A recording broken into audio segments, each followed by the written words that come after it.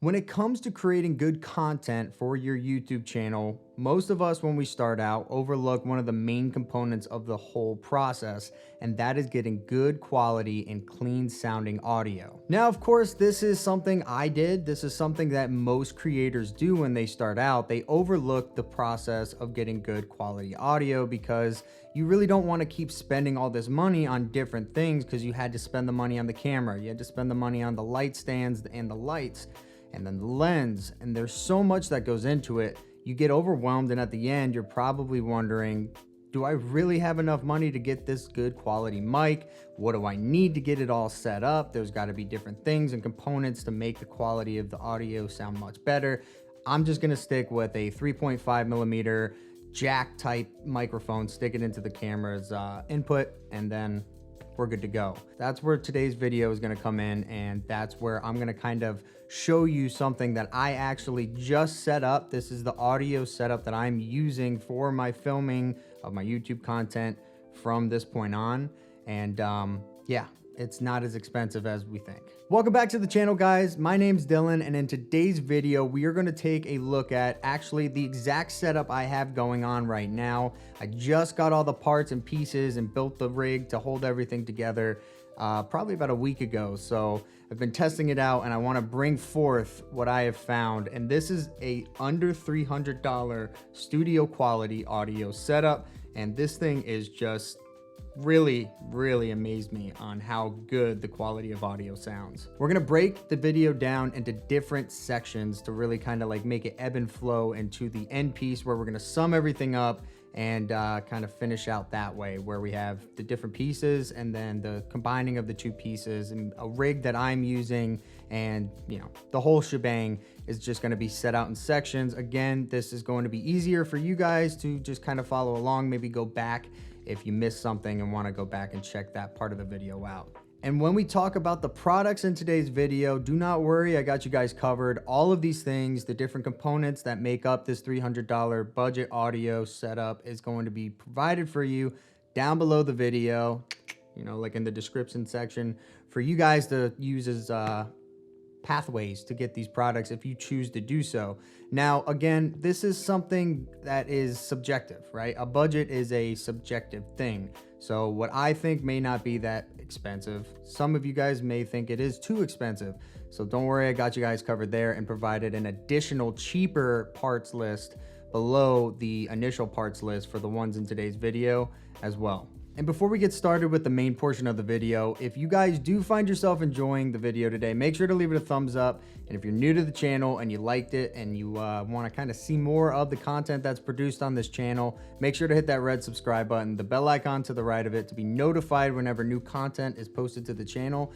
And your boy's almost at 2K subs, so please, if you haven't done so, make sure to hit that red subscribe button. It's free and it helps me out and it helps the channel grow. So that'd be much appreciated. But let's get things started and jump into part one of the video. The mic that is being used to make this whole thing possible for capturing the audio and in today's video is the AT875R by Audio-Technica, and it is currently priced at $169 on Amazon. Let's jump into what this mic has in store for you. Like, what are the different specs found on the AT875R? The 875R is a line gradient condenser shotgun microphone. If you're wondering what a line gradient microphone is, it is what the polar pattern is made up of, or that's the mic's polar pattern.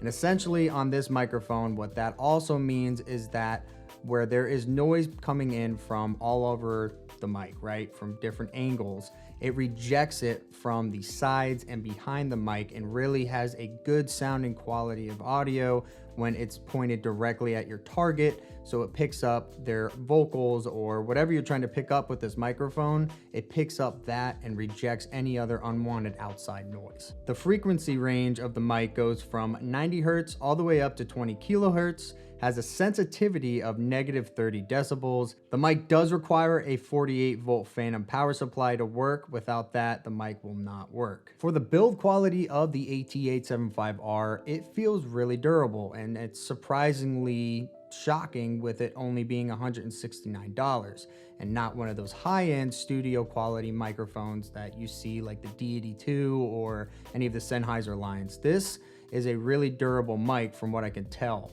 And the great thing about it's an all metal casing, so that's good to know. So if you drop it, you don't have to worry about it cracking like if it was plastic. On the side of the microphone, you probably are wondering what those vents are, and that is actually where the noise rejection that we spoke about before for the polar pattern come into play, and that's how it is done, is with those vents. So it's another cool feature, and I don't think I've ever seen that before, and I really thought it looked kind of cool and different when it comes to the shotgun microphones on the market. And my favorite part about this microphone is just how compact it is. So the build quality is great, but then the factor of it only being a 7-inch long mic that is very, very light really brings some cool things that you can do with it to the table. So obviously right now I'm in a studio setup, and this is 12 inches from my face, capturing my dialogue. And with a boom arm, it doesn't weigh anything down. I don't have sandbags on my tripod because this microphone is so light. I don't have to worry about anything coming down. It has really virtually no weight to it.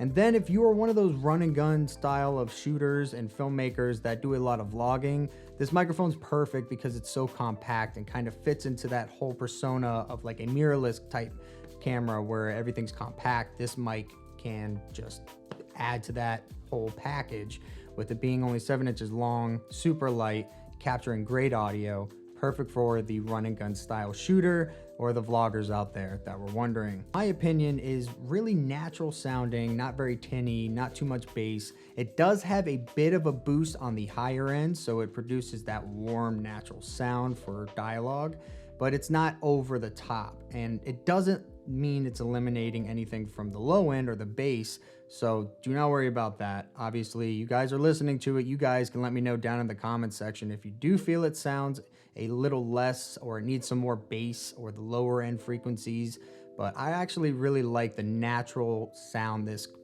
mic produces just without any post-processing. Another cool feature, and one of the ones that I thought was really interesting, was that it has an automatic drop-off, or it eliminates any frequencies below or 120 hertz below.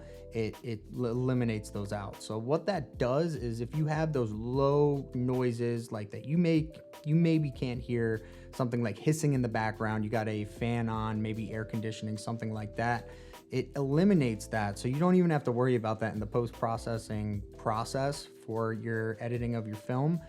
This mic comes with an automatic kind of just like eliminator.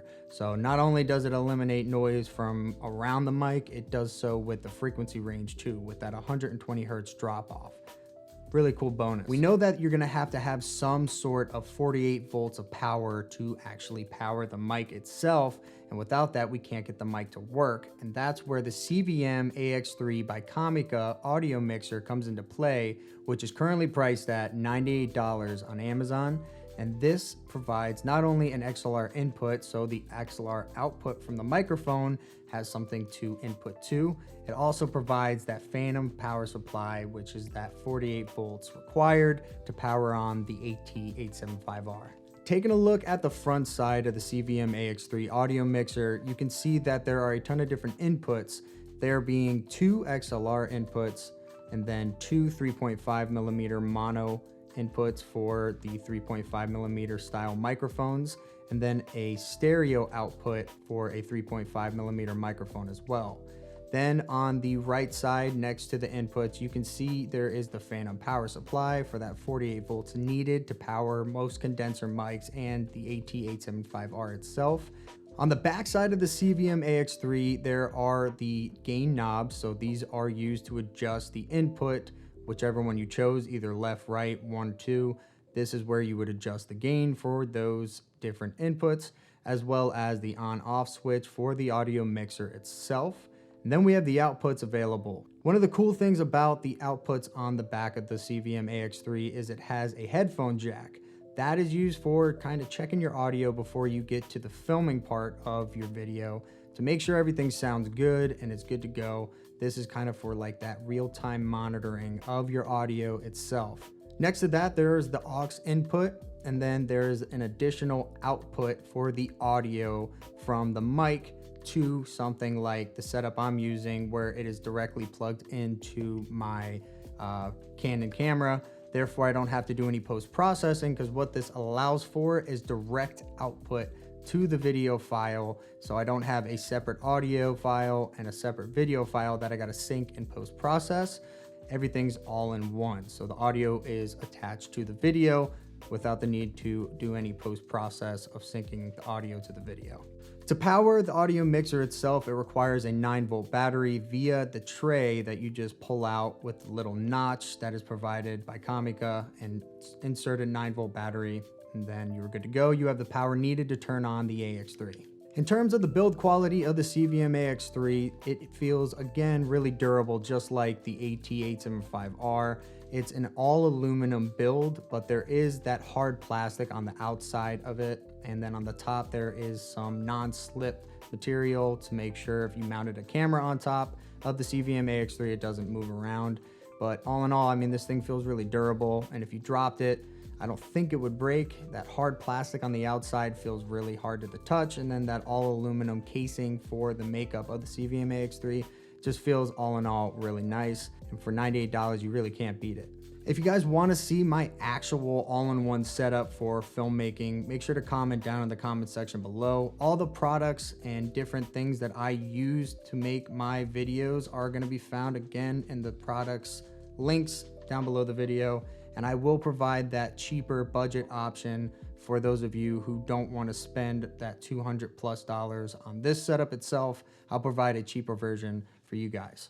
And that's going to do it today, guys. Remember, if you haven't done so, you liked the video, leave it a thumbs up. If you disliked it, leave it a thumbs down. If you got any questions, comments, concerns, leave them in the comment section below. If you haven't done so as well, subscribe to the channel, hit that bell icon, you know the shebang. Help your boy hit 2K. We're almost there. We're literally like 30 subs off from doing that. Thank you again, guys, for being here. I appreciate it more than you know.